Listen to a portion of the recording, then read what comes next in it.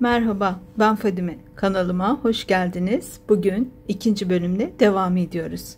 Motifimde yine aynı noktadan ilmek kaydırma yapıp 5 zincir çekip fıstığı yaptıktan sonra son sıramızda eklemeler yaparak devam edeceğiz.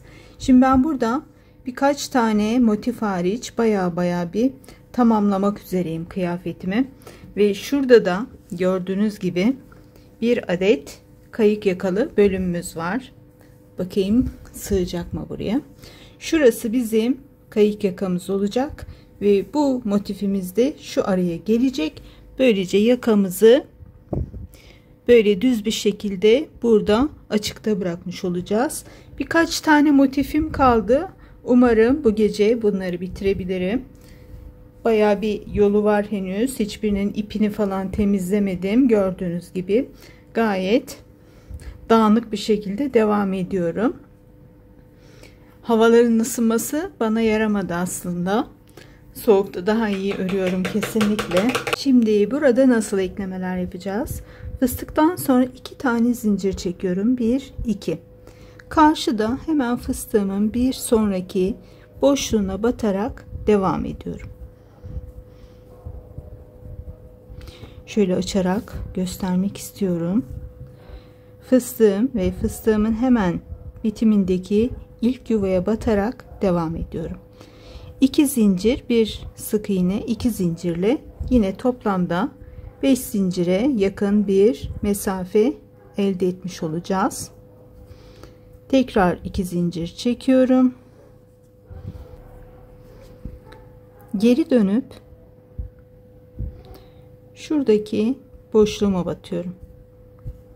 Tekrar 2 zincir çekiyorum. Karşıdaki motifteyim. Bir sonraki boşluğa batıyorum. Tekrar 2 zincir. Örmekte olduğum motifteki boşluğa batıyorum. 2 zincir. Diğer motifteyim. Yani kısacası 2 zincir, bir sık iğne, 2 zincir, bir sık iğne şeklinde bir örmekte olduğumuz motifi tamamlayıp son sırayı oluştururken karşıdaki motifle de aradaki eklememizi yapıyoruz. Tekrar bu taraftayım. 2 zincir, karşıdayım. 2 zincir, bu taraftayım. 2 zincir çekiyorum. Son olarak fıstığımın öndeki boşluğa da battım. 1 2 zincir. Görüyorsunuz zigzag şeklinde burası tamamlanıyor. Ve 2 zincirden sonra bu tarafa gelip 4 tane trabzanımın üzerine 1 2 3 1 2 çekiyorum. Son kalan 4 ilmeği 3'ünü çekerek ve ikisini tekrar çekerek tamamlıyorum. 4 5. Şimdi yaka açıklığında olduğumuz için 5 zincirle burayı eklemeden devam edeceğim. Ama diğer yerlerin hepsini görüyorsunuz. Hepsini 2 2 yaparak tamamladım. Şurayı da görüyorsunuz. Fıstıklarımın olduğu tepe noktalarını birleştirmedim. Buralar böyle boşluk şeklinde kaldı. Onun dışında her yere şöyle göstereyim. Görüyorsunuz. Açıldığında da sanki burada kare bir file varmış gibi gözüküyor. Yakalar ve etek uçları ve yanlar hariç her yerine ekledim arada kalan motifleri. Şimdi tekrar gidiyorum. Ve diğer taraftaki motifimi ekleyeceğim. Yakayı geçtikten sonra eklememiz de bu kadardı. Bütün motiflerimi birbirine ekledikten sonra çizimle ve diğer kalan tüm detaylarla buluşacağız. Neler yaptığımızı birlikte konuşacağız. O noktada buluşalım. Şimdi efendim motiflerimi birbirine ekleye şöyle bir dikdörtgen elde ettim. Arada yaka kısmımız da var. 4 tane motif, 3 sıradan oluşan bir bölümü ön, arkada da 4 tane motif ve yine Yine 3 sıradan oluşan bir bölüm yaptık. 12 motif önde, 12 motif de arkada oldu. Bir motifimizin kenarı kare olduğu için dört tarafı da aynı olacağından dolayı benim motifim 13 santimdi. Çarpı 4 motif var ende tek bir tarafında. Gördüğünüz gibi 52 santime denk geliyor 13 çarpı 4. Enimiz 52 santim. Boyumuz da toplamda hem ön hem arkayı hesapladım. Yani 6 motif çarpı 13 santim, o da eşittir efendim 78 santim kadar ediyor. Sadece önü hesaplarsak da 13 çarpı 3 ve 39 santime denk geliyor. Şimdi bunların hepsini kendinize göre uyarlıyorsunuz. Bir tane motifi örüp daha sonra kaç tane motif örmeliyimi istediğiniz şekilde yapıyorsunuz. Gelelim efendim burada ne yapacağımız kısmına. Şimdi ben buradaki bütün motiflerimi ekledim. Sadece yakadaki 4 motifi, yani 2 tane önde 2 tane arkada olmak üzere onları eklemedim. Burada bir kayık yaka şeklinde dümdüz bir açıklığımız var. Şimdi motiflerimin şeklinden dolayı da biliyorsunuz motiflerim nerede, hemen bir göstereyim. Böyle dilimli dilimli olan bir motifler. Şu kenarlarında bir açıklıklar var. Onları düzeltmek adına da şöyle bir yöntem yapmaya karar verdim. Hemen görüyorsunuz, yayıyorum motifimi. Şurada ve gördüğünüz gibi her motifin bitiminde şu ortalarda da kare kare kalan yerlerin dış kenarları böyle yarım kare şeklinde kaldı. Onları daha düzgün bir şekilde tığlayabilmek adına ne yaptığımı hemen anlatıyorum. 5 zincir çekiyorum. Fıstığımın, hemen şu ışığımı bir yaklaştırmak istiyorum. Fıstığımın tepesine ipimi tığıma doladıktan sonra bir adet ikili trabzan yapacağım. 2 ilmeğimi çektim. 2 ilmeğim tığımda. Tekrar tığıma ipimi doluyorum ve tekrar tığıma ipimi doladıktan sonra ilmeğimi çıkarıyorum. 2 ilmeğimi alıyorum ve kalan 3 ilmeği de tekrar alarak buradaki şu iki birleşimi tamamlamış oldum.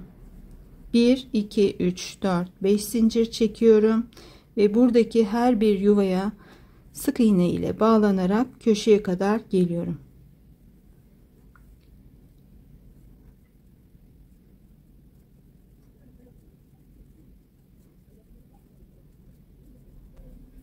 Tekrar 5 zincir çektikten sonra şu köşedeki fıstığımızın tepesine, tam bu köşeye tığıma doladım. Tekrar ipimi köşeye batıyorum ve burada üçlü trabzan yapacağım. Birazcık da uzun yapmaya çalışıyorum ki köşemiz daha düzgün gözüksün ve tekrar 5 zincir çekiyorum ve aynı şekilde her yuvaya sık iğne ile bağlanarak devam ediyorum.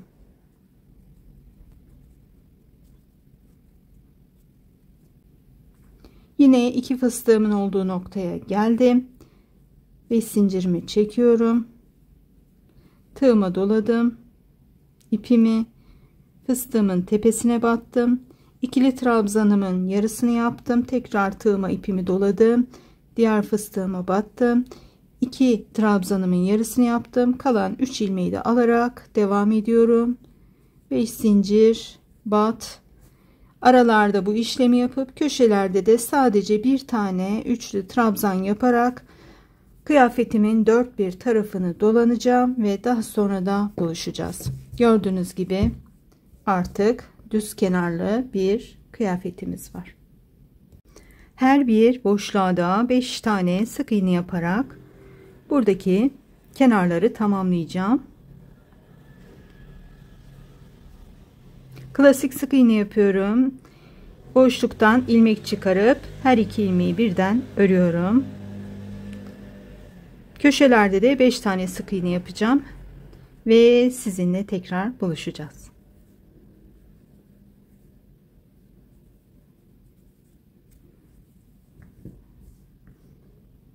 Şimdi yakadayız. Etek ucunda yaptığımız düz olmasını sağlayan bir sıra file bölümünü burada da yapacağız. Şuradaki noktadan hemen göstereyim.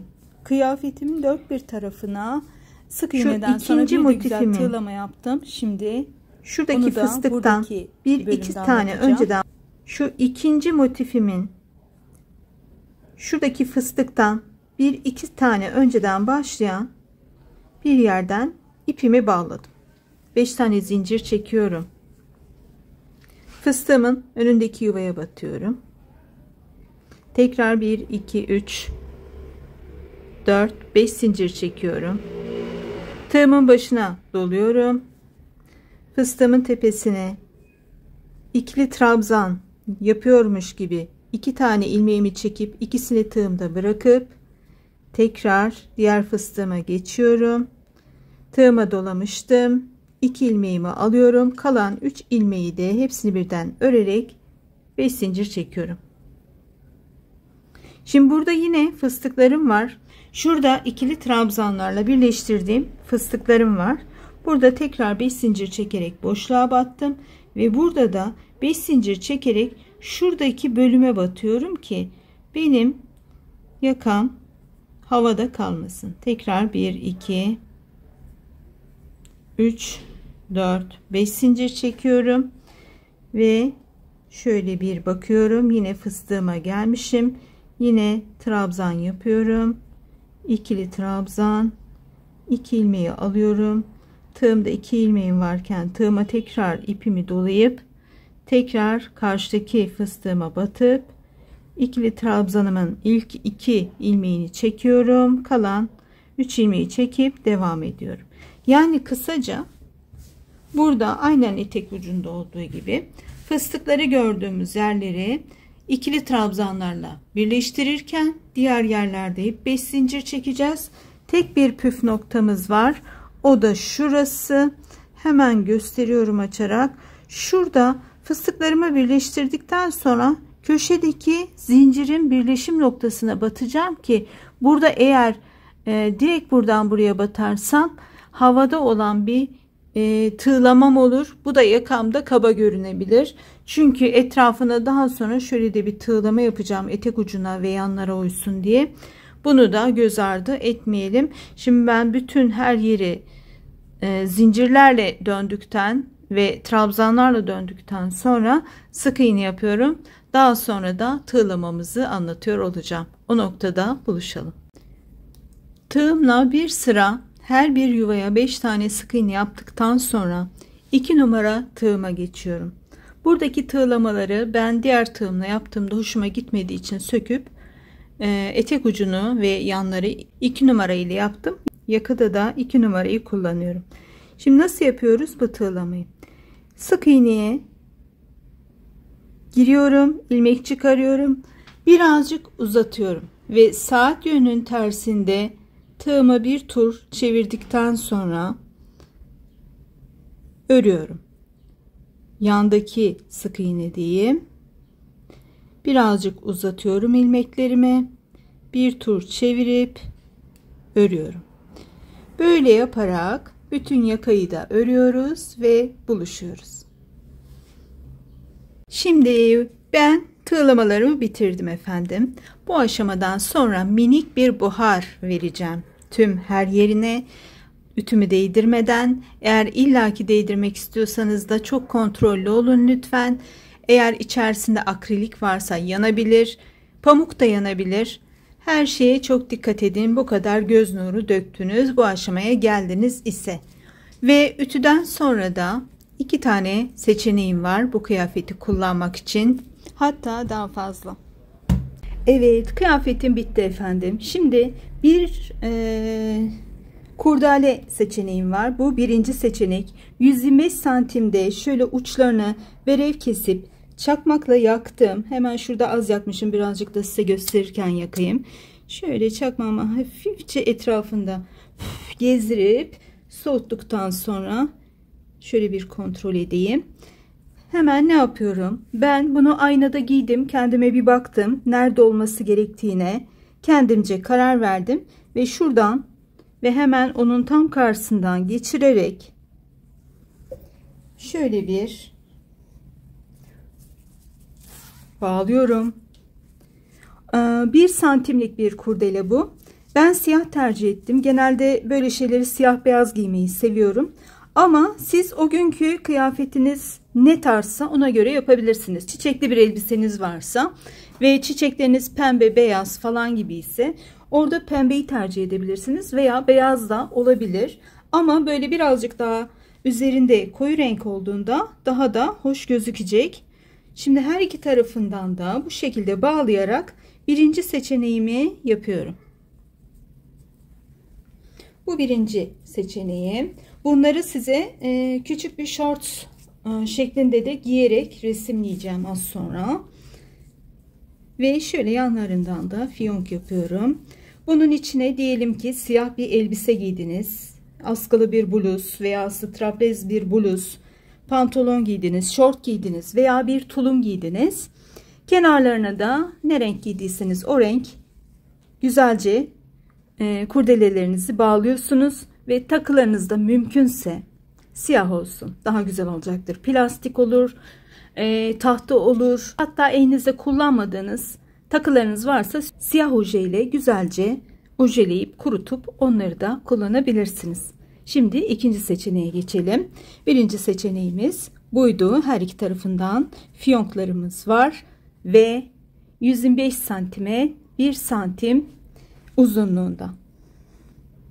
İkincide de daha kalın bir kurdele kullanıyorum. Şöyle ağız kısmını katlayarak tam verevinden tırnak ütüsü yapıyorum iyice ve verevinden kesiyorum.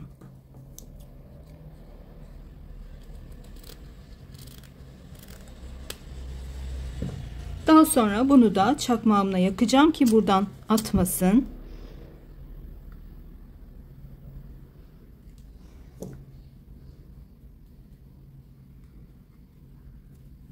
Ve daha sonra da bel ölçümü alıyorum. Bel ölçümü ve sonradan ekleyeceğim kurdele kısmını da ölçtükten sonra ikiye katladım. Dümdüz bir şekilde kesiyorum. Yine verevine katlayıp tırnak ütüsü yaptıktan sonra yine yakma işlemini yapıp dönüyorum. Kurdelemi de şuradaki yuvaları görüyorsunuz bayağı büyükçe. Bu içinden geçirdim. Arkada da aynı noktadan geçirip sırt bölümünü dümdüz geçirdikten sonra öne çevirdim. Şimdi tabii bizim bu kadarcık belimiz olmadığı için buradaki fiyongu giydikten sonra ayarlayacağız. Şöyle bir kabataslak gözünüzde canlansın diye bir fiyongumu yapayım. Biraz uzunca yaptım. Çünkü böyle uzun olan bölümler benim hoşuma gidiyor. Özellikle pantolonların üzerinde olması bacak boyunu uzatabiliyor. Şöyle de bir kabataslak görüntümüz var. Bu da böyle olacak. Bunun da giyip resmini çekip shorts'ta yayınlayacağım. Hemen buradaki kurdelemin de size enini söyleyeyim. 4 santim eninde, 40 milim eninde ve 2,5 metre uzunluğunda yaptım. Her iki ucunu da gördüğünüz gibi verevinden kesip çakmamla hafifçe ucunu yaktım ki atmasın. Şimdi bunu ben özellikle uzun yaptım. Hoşuma gidiyor. Herkes kendi zevkine göre ayarlasın. Bir de efendim elinizde şu incelikte böyle kemerleriniz varsa, kıyafetinize uyuyorsa, ayakkabınıza, çantanıza uyuyorsa bunları da değerlendirebilirsiniz. Ben hepsini shorts'ta yayınlayacağım dedim ama bundan bazı kareleri de videoda yayınlayacağım ki bazen shorts'ta yayınlananlar kaçabiliyor. Gördüğünüz gibi şu anda ördüğüm kıyafette üzerimde. Hemen bu kemerle de olan görüntüsünü çekiyorum ve geliyorum. Evet, çeşit çeşit resimler çektim size. Benim zevkime uygun olanlarla. Siz bunu çeşitlendirebilirsiniz. Kılığınıza, kıyafetinize uygun hale getirebilirsiniz. 260 gram pamuk viskon ip kullandım. Efendim pamuklu iplerin hepsiyle olur. Merserize ipler tabii ki olur. Simli pullu iplerle yapabilirsiniz ki ben bu bluzu YouTube için yapmasaydım kesinlikle siyahını yapardım. Çünkü her şeyi siyah yapasım var. Böyle bir ruh hali. Neslihan Yargıcı benim 15 yaşındayken idolümdü. Hep diyordum büyüyünce Neslihan Yargıcı gibi olacağım ama bazı renkler katacağım diyordum. Ufak tefek sevdiğim bazı renkler vardı. Onları katacaktım. Zaten şu an Neslihan Yargıcı'nın mağazasına gittiğinizde de birçok rengi görebiliyorsunuz. Ama hala Neslihan Yargıcı kalitelidir. Hala Neslihan Yargıcı'dır. Severim kendisini. Şimdi efendim buna kendi ipinden de bağcıklar yapabilirsiniz. Boncuklar veya halkalar bir yerlerine takıp yanlarını kapatabilirsiniz. İncili kolyeniz vardır upuzun, onu belinize takabilirsiniz. Veya deri, ince ince deriler var, kolye yapılıyor falan. Onlardan yapabilirsiniz. Ama şunu unutmayın, hakiki deri bir sicimse bu kullandığınız, terlediğinizde lekesi çıkacaktır. Bunu da unutmayın. Ona göre örgünüze rengi çıkar mı çıkmaz mı kısmını da düşünerek hareket edin. Dilerim işinize yarayan, hoşunuza giden bir model olmuştur. Kanalıma katılıp beni desteklerseniz elimden geldiğince ben de salı ve cumartesi günleri size yeni videolarla örgüyü anlatmak, sevdiğim örgüyü size de sevdirmek istiyorum.